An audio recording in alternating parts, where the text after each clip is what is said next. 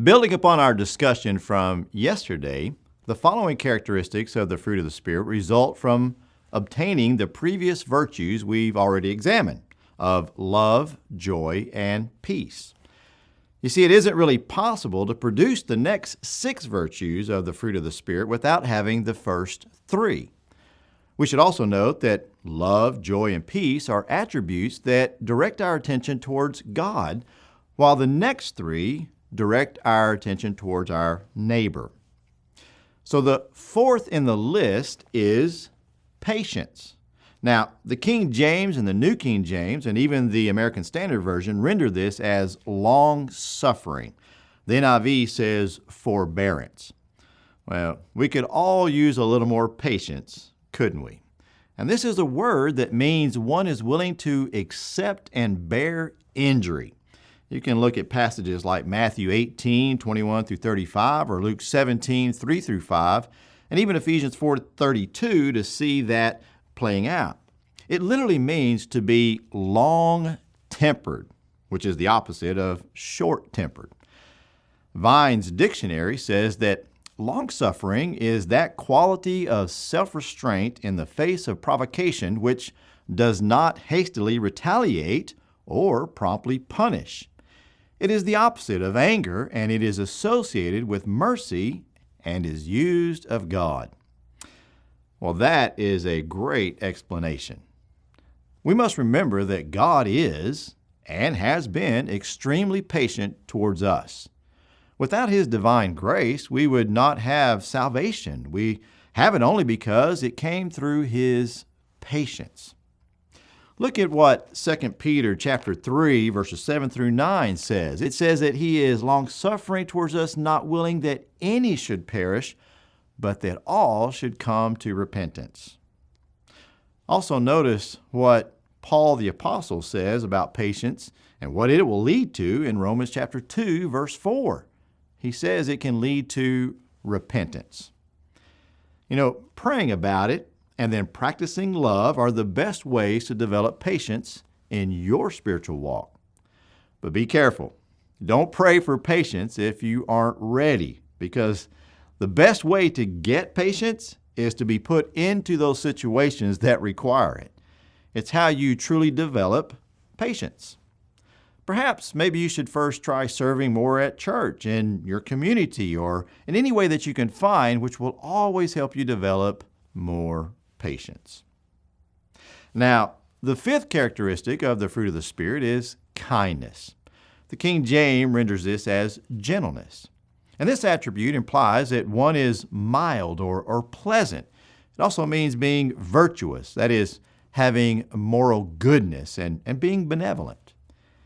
It's a key quality of a friendly person.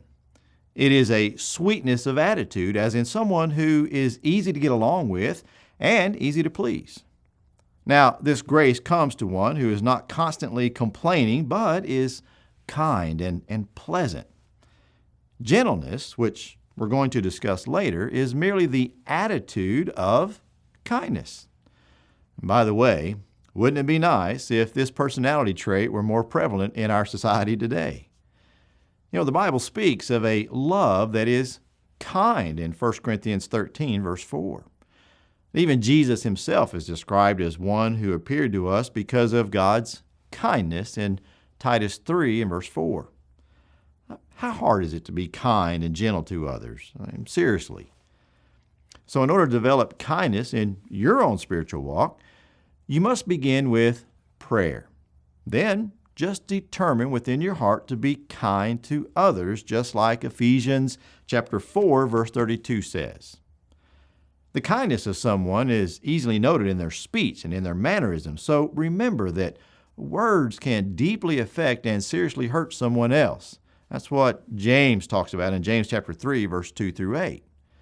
Being kind involves watching what we say and how we say it, as well as controlling our behavior toward others. Now, our 6th characteristic is goodness. This trait is closely connected with kindness. It's a word that means uprightness of heart and life. The Theological Dictionary of the New Testament says that this word indicates the quality which a man has who is agathos. That's a Greek word meaning good, and therefore of moral excellence. It is also the state or quality of being good, of having that kindly feeling of generosity and that excellence of quality. It's the best part of anything. Some people like to look at goodness as the practical manifestation of kindness. And it implies that one has the best interest of others within their heart and is willing to help those in need. It's a trait that's exhibited in one's communication and their generosity and their willingness to forgive offenses.